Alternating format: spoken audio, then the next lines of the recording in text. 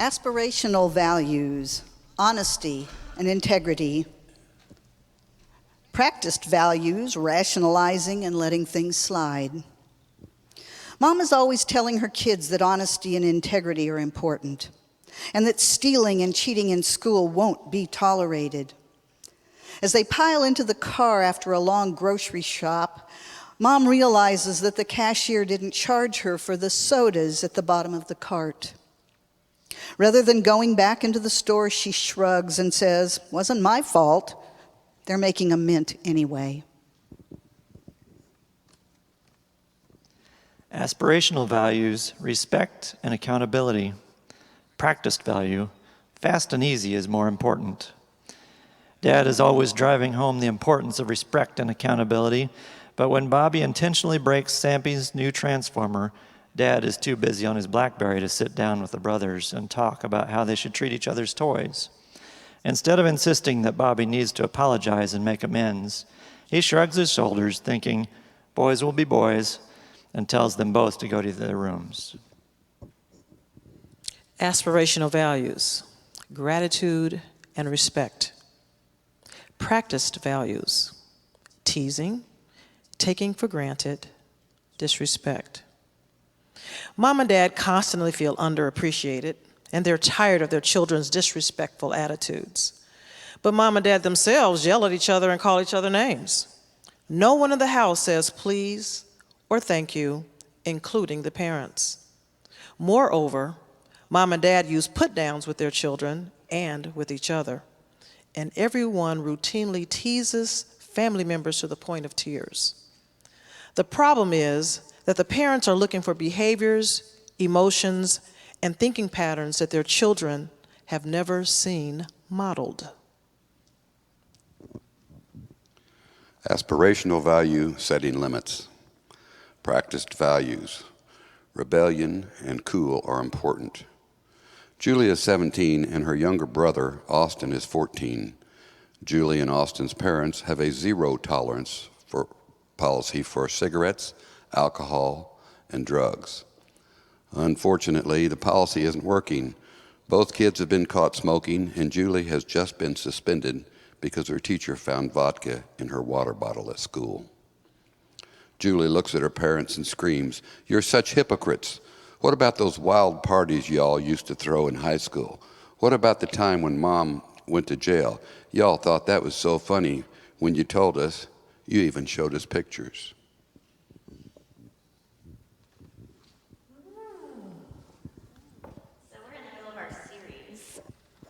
Based on the book Daring Greatly by Brené Brown. And those were real-life examples from her research on vulnerability, on shame, and on taking our experience of what we think we believe and we say we believe and what we act, taking it to the next level of integrity and alignment. Interesting examples, right? Today, and you're fine if you haven't gotten the rest of this series. I think it'll make sense to you if that just made sense to you. But today, we're going to be talking about minding the gap. And when she says minding the gap, she means the space between those aspirational values and the space between the practiced values. Now, let's do a little survey says. Are you ready to play game show? I'm the game show host. Survey says, who in this room doesn't steal? Raise your hand if you don't steal. Okay. Now, if your hand's up, keep it up. Now, if you've never ripped a CD, keep it up. If you've never ripped, and that means burned, an MP3, for anyone else, keep it up. All right, good, hands down. We disconnect, don't we? Right? What is that? Burning a CD, we're musicians here, right? But it's become so commonplace, right? We distance ourselves from it. But that, burning an MP3 or burning a CD and giving it to someone is the same as what used to be walking into a record store, taking a CD, and putting it under your coat. Practice value. We value artists and musicians, or that's the aspirational value. Practice value. I can get by with this. Next question. Survey says, are you feeling vulnerable yet? Who doesn't kill? You guys are going to love me for this one. Raise your hand if you don't kill. Oh, I'm going to go down for this one. I'm being very vulnerable. Okay, if your hand's up and you say you don't kill, then put your hand down if you eat meat. All right? Not a judgment, just a truth, right? If we eat meat, we kill an animal for that meat. Is that in line with our values? When it is, good, right? The Native American culture is in line with that value. Let me honor the animal. I'm part of the cycle of life. But if we have a different value, it's checking in. Aspirational, practiced. Do you still love me? Can I keep talking? I am in Missouri, and I did just say that.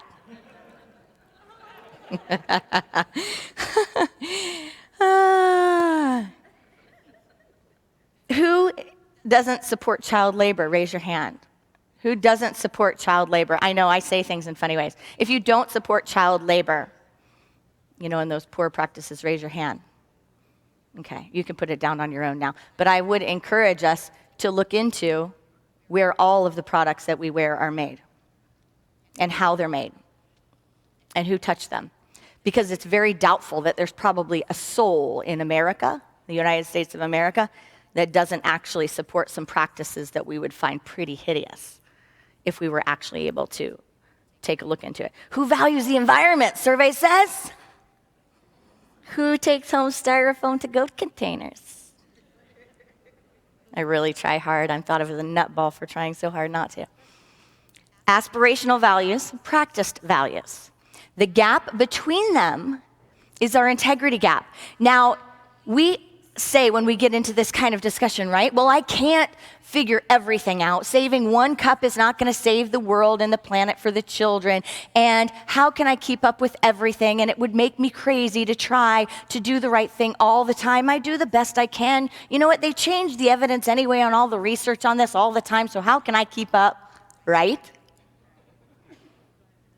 I have, my sister is a lawyer, and one of her lawyer friends got a job doing some work advocating for healthy practices, healthy work environments, et cetera. And she said that every time she would meet up with her, there would be a new thing that she was like, don't buy anything from and then she'd name the name of the store, the place, right? And she said it was like every week, it was like, this is what that one's doing, this is what that one's doing, because she's working in all these law cases, right? So she's like, now we have to boycott this one, we have to boycott this one, right? Could you feel how exhausting that could be? Okay, so that's option one. So what do we do when we hear that, when we see that? We go, you know what?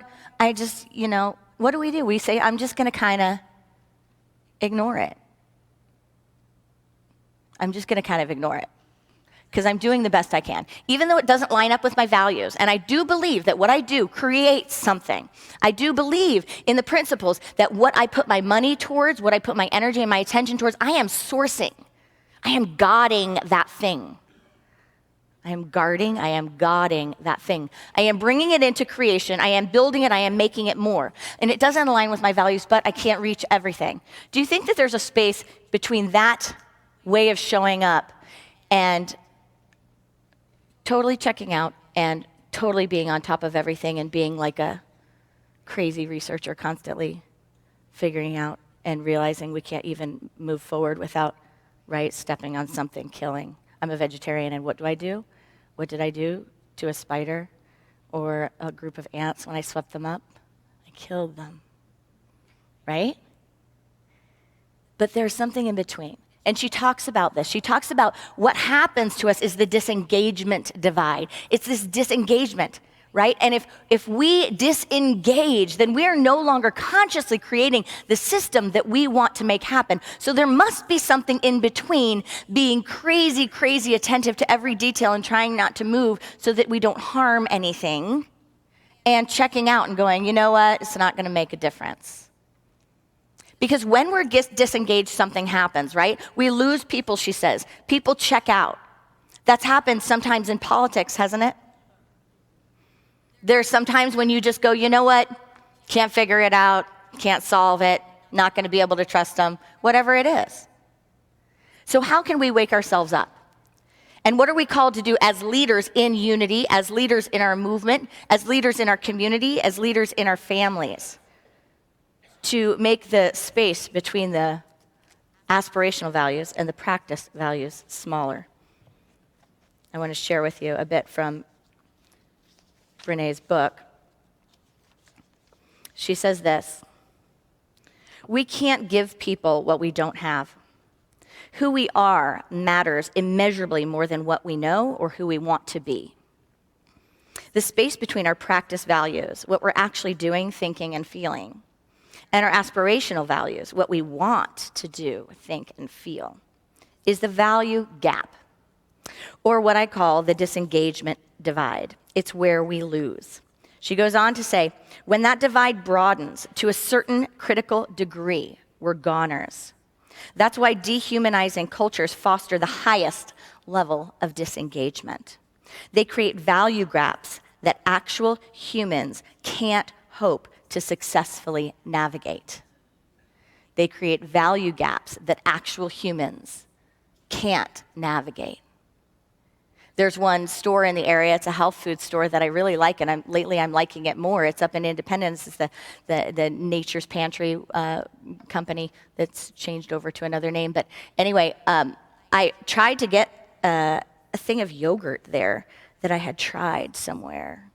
And it was supposed to be this great yogurt that free happy cows, right? Free happy cows, no bovine growth, all that good stuff. And I went to get it, and they said, well, we don't carry it. And I said, well, can you order it? And they checked into it. And the ordering guy called me back, and he said, we actually can't because there's not enough square footage for each of the cows. There's not enough free space, and so it doesn't meet our qualifications for what would be considered organic, free range, etc. When we start standing for what we are looking for, right? And you fill in the blank about what it is that's important to you, right? But when we start standing for it, we start becoming conscious consumers. And when we become conscious consumers, we call forth businesses, organizations, and systems to become conscious. So now I know I can walk into there, and everything in the whole store is aligned with my values. So I no longer have to do the research. I no longer have to say, how can I even figure it out? So when we engage in this practice, we transform our world, as long as we're engaged. So are we willing to engage? Today is a minister's treat for me. It's like the treat of a lifetime because we have two of my favorites here. We have Unity of Houston in the house, but we have Reverend Howard Caesar, who was ordained in the 70s and has served the Unity movement for 40 years and been at Unity of Houston over 30. Come on up, Howard. Howard runs in the highest of consciousness circles in Unity. Come on and have a seat. I'm so glad that you're here. And it really is to have you here at headquarters, to have you here and to be able to share this space with you is such an honor. And we have Michael Gott in the house. Reverend Michael Gott, come on over.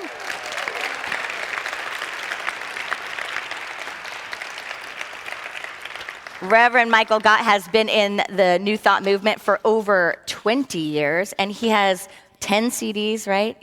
You might know him from his music. He's a amazing man, and he's also an amazing minister, and they are both serving at the Unity in Houston, Unity of Houston, with a lot of other loves. They have this power posse staff that's just incredible. So it is, of course, a divine appointment that today our chapter that we studied for Brené Brown's book was about minding the gap, and it was about leadership. So what do you think about the divine appointment that we have two amazing leaders here in the movement with us, right?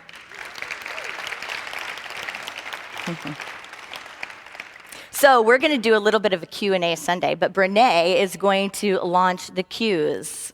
So here we go. First, I wanted to just start with this. One of the things that I love about Howard is that he has really engaged his spiritual practice. And so with Brené Brown's book, one of the things that I want to talk about and kind of throw out to you first, Howard, is that I'm playing Oprah Winfrey here. Does it look like it?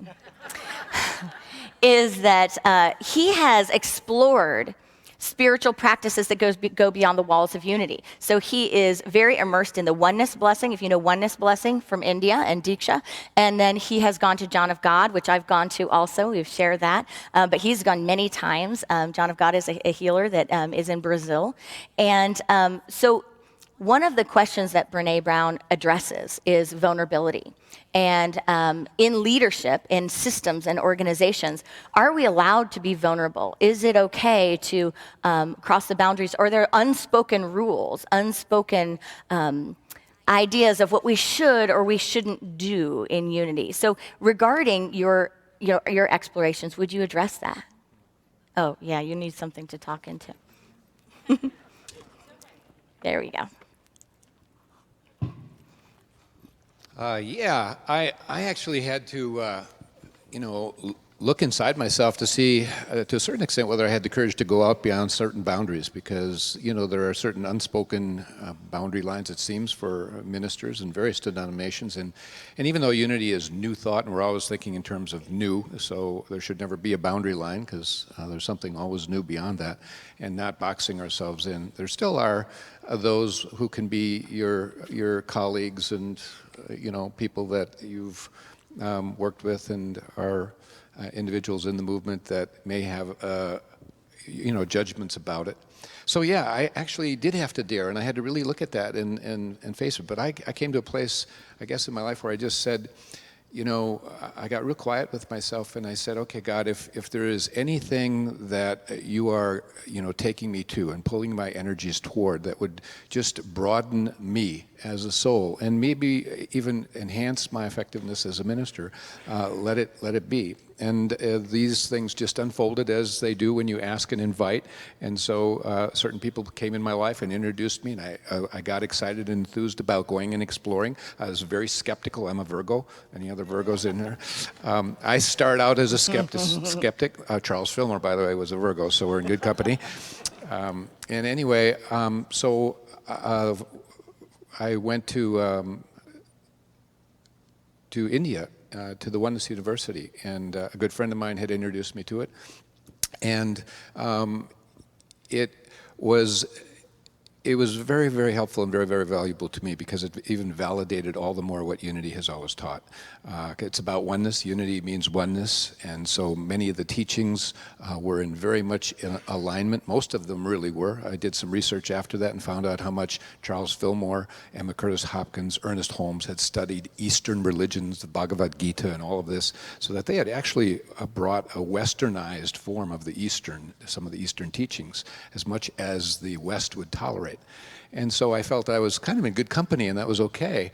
And I learned a lot, and like I say, it felt so good and validated, and it stretched me.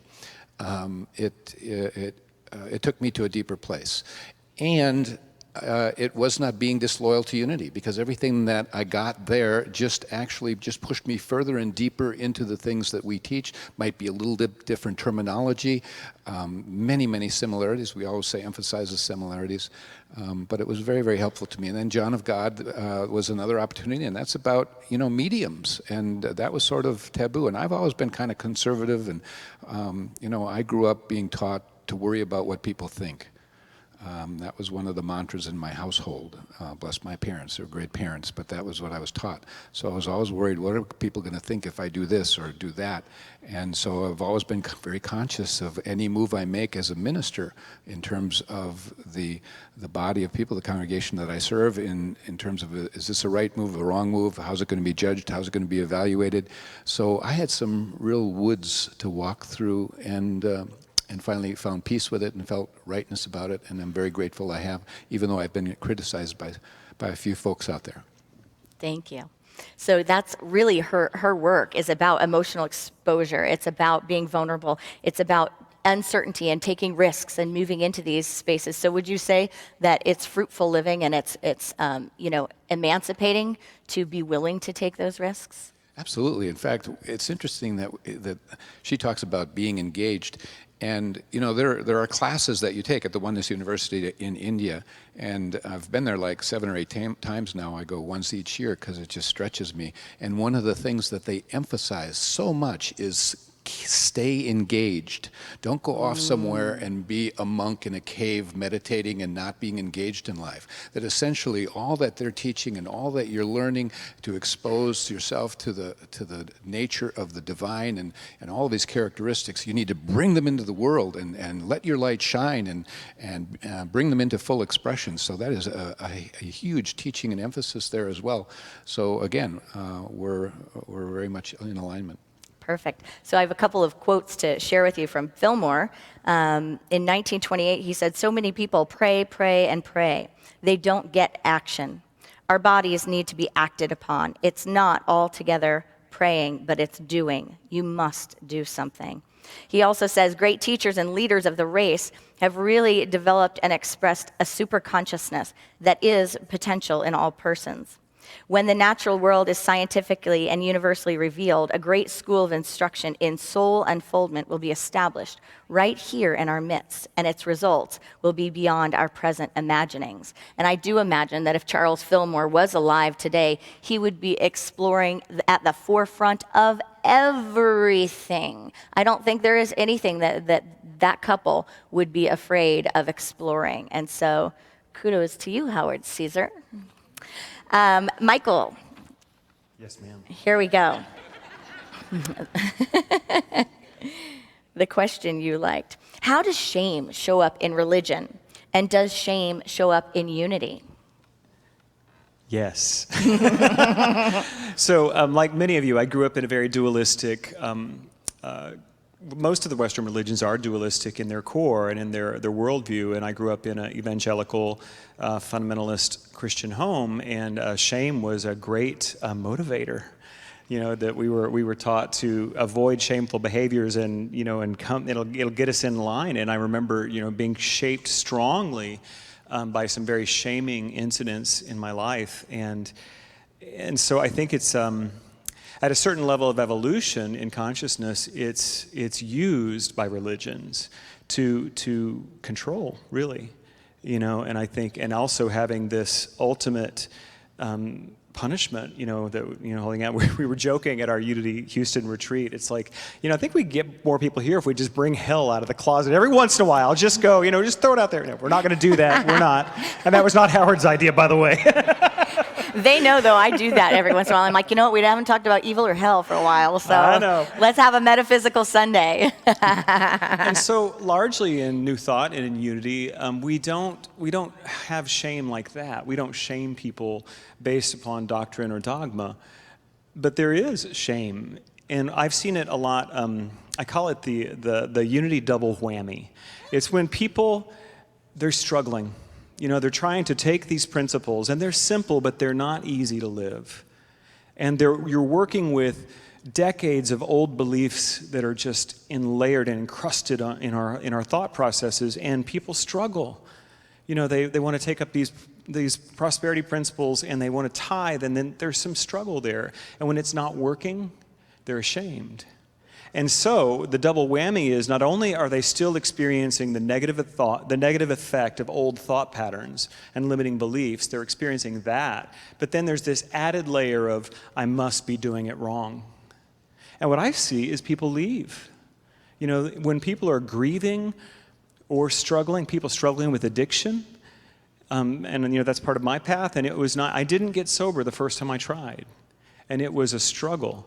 And there's often in our churches, we're so positive that we struggle with how to give people space to be human, hold people to accountability, encourage them where they are, and still call them up, into revealing the greatness of who they are. So I personally, in the way I take up our principles, is I love what Reverend Patricia Bass shared with us on Friday night, which is a phrase that my old minister in Dallas used as well, spiritual double vision.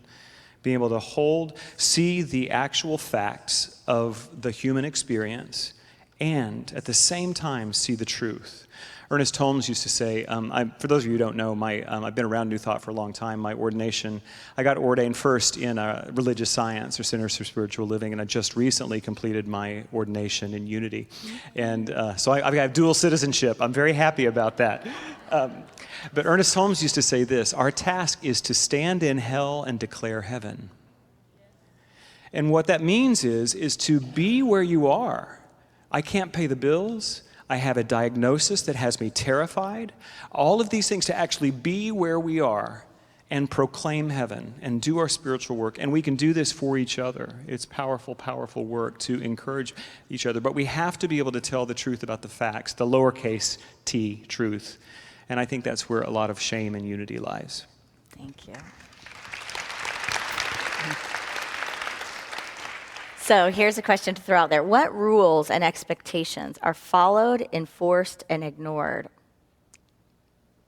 in unity? Rules and unity? Do we have those, Howard? What rules and expectations are followed, enforced, or ignored?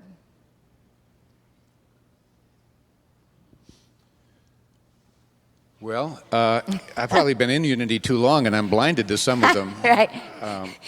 Really. That's a good point, because sometimes I had people say, unity doesn't have dogma, and then you'll have someone else say, oh, yes, it does. Yeah.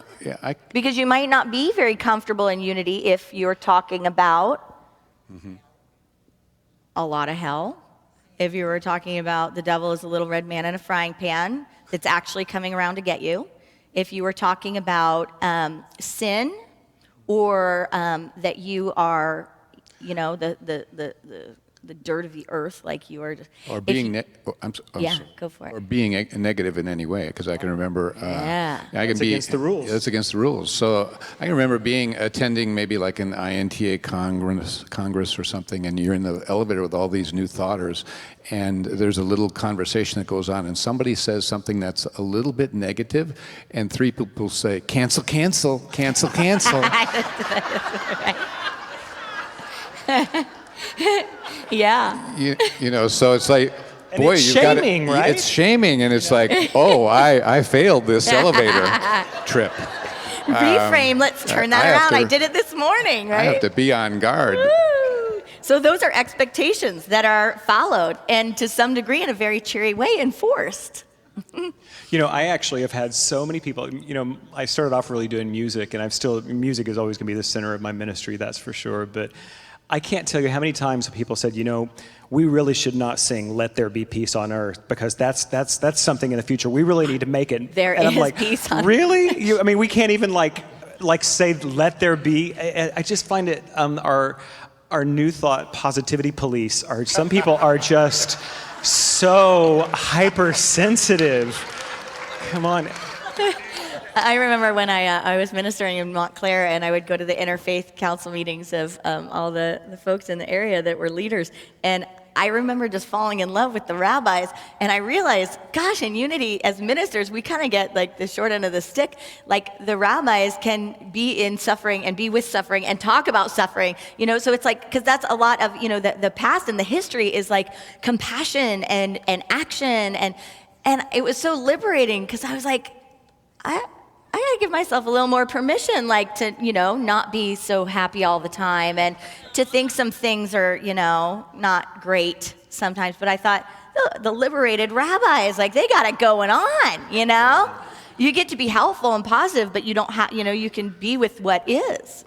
And I love Brene Brown's work. Her new book, I'm going to do a 2-part series on Wednesdays back at our church coming up next month. But do you know what the antidote to shame is, according to Brene Brown's work? Empathy. Mm-hmm. And that means to be with people when they're hurting. Not to take it on. Now, but it's not to take it on but it's to actually be compassion. And I think maybe compassion is actually the word she used. Compassion is the antidote to shame. And what we do is we shame people for being in bad places sometimes and I've actually had someone close to me say one time, I was struggling a little bit, suffering even a little bit, and they said, what kind of a unity minister are you? That was hard. It was really hard. And so I've since had a talk with that person and explained to them a human divine one. And that the antidote to shame is compassion or empathy. I'll have to look it up and see. Mm-hmm. It's interesting also, the other side. Sometimes, we have these old rules that we drag along with us. And sometimes people have come into understanding the truth about death. And so they may have a loved one pass on, and they don't feel bad. They don't feel like they're mourning, but now they feel guilty because they're not. Right. because they know they're fine, they're well, and there's a part of them that they may have been really struggling in whatever condition they were passing with, and now they're free, and so they really are able to embrace that, and so they don't feel like mourning, and then they feel like the people around them may be expecting them to, and they feel bad, and do they have to make it up? Right. So it's a Getting very interesting shamed from the process. external Getting culture. shamed because they're not mourning enough. Right, right. So as we're on the tipping point of consciousness, as we start demonstrating more of these principles and really activating them, then what does that look like in our world, and how does that shaming show up in our world? So what are some of the sacred cows in Unity, and who is most likely to tip them, and who stands the cows back up?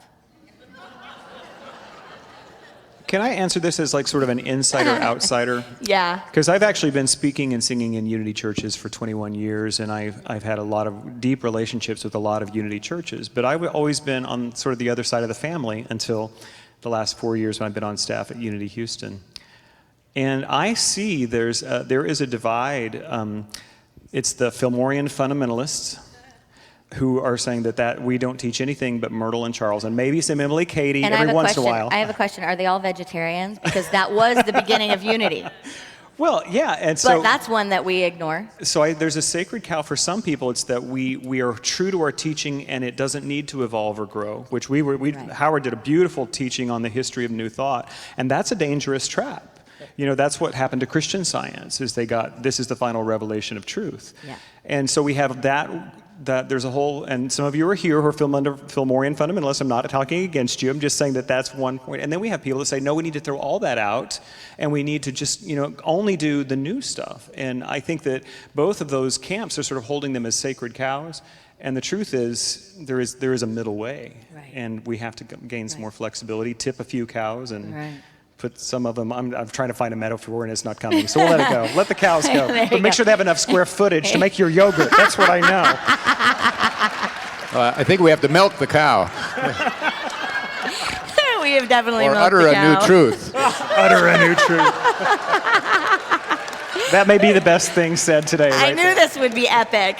And we got this from Kelly Isola about the sacred cows. She said, one sacred cow that has been slowly turning to hamburger is regeneration. Charles Fillmore's idea about regeneration. She says, clearly it didn't pan out for Charles, and over the years, there were fewer and fewer people asking about it, and fewer even caring anything about it. So regeneration, Charles Fillmore actually believed that he would keep his physical body alive forever, that he would be able to regenerate every cell and he wouldn't go through the death process. Now I know with, some of the new science and everything, and also obviously with mystical interpretations, we are on the cutting edge of some of those developments, that they're, these possibilities that life will look different. Life will look different. When I was at Wayne Dyer's memorial, it was a Hay House event, and there were so many people that have serious gifts of getting in touch with people who passed. And I had just this flash before me of thinking, whoa, in the future, rather than talking about people at their memorials, we're going to start hearing directly from them at their memorials. So here we go. Last bit of questions. How does Unity invite people to challenge themselves to dare greatly? I think basically Unity has always been a challenge for people who are coming from concepts. And I think people who live in the realm of concepts, it's hard to let go of. And so some of the concepts that we have about Jesus, about God, about elements of life and living and transformation don't fit the stereotypical Christian, or what has been labeled, Christianity, or being a Christian, and salvation and all of these things. So I think where we challenge people is to think outside the box, to think beyond concepts they've been given. And really the new thing is to help people lose their mind. Which means to be willing to let go and lose some of the concepts that you've had and be stretched beyond those concepts, because again, that's something that they very much stress in India as they teach and lecture these ideas, is to really get free of the mind that is holding you to past ideas alone without expanding into them. So I think Unity for many people is an expansion. But for those who've been in Unity a long time, we have to be careful for, as Michael brought up so well, those who maybe label themselves the Fillmorians and get afraid if we go outside the box a little bit, like I've been criticized by some of those for just adventuring into what is being taught out there in the world. For doing that thing that is, and you too shall do more, Yeah. right? And you too shall do more, which is what the master teacher said.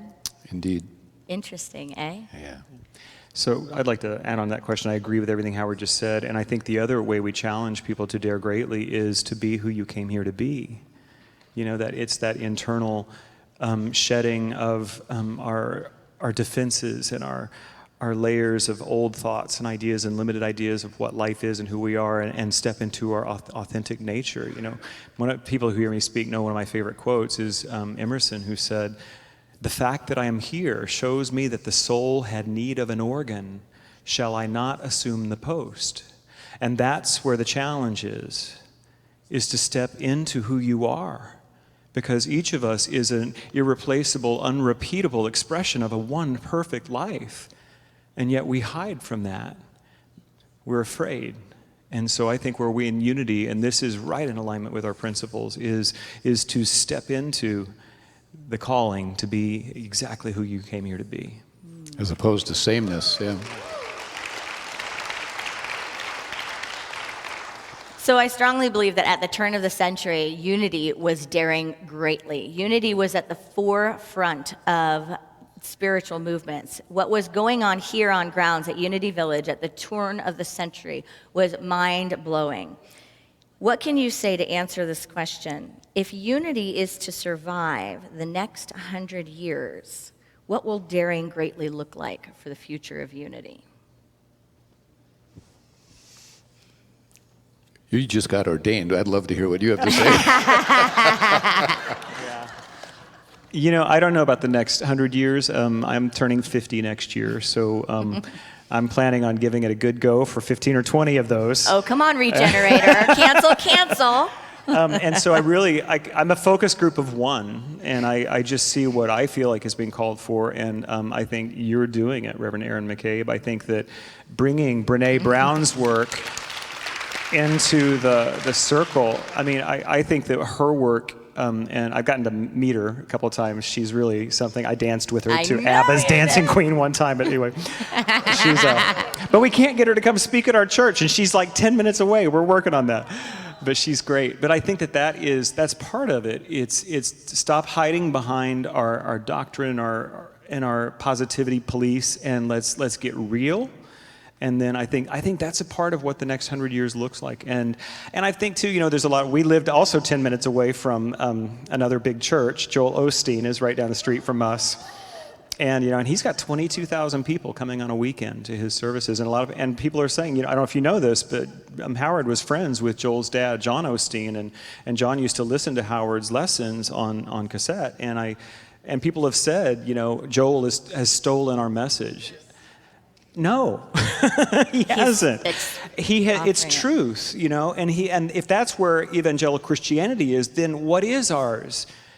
What is ours? If you know, to take these principles and take them at greater depth and greater relevance, and I think that it's great that that's where evangelical Christianity is, you know, but they still have a lot of the things that we would never have, you know. They do still do heaven and hell and salvation and sin and altar call, and I feel like it's great that that's where they are, but we have to go further and deeper and higher and stronger in who we are. That's what I think the next 100 years are.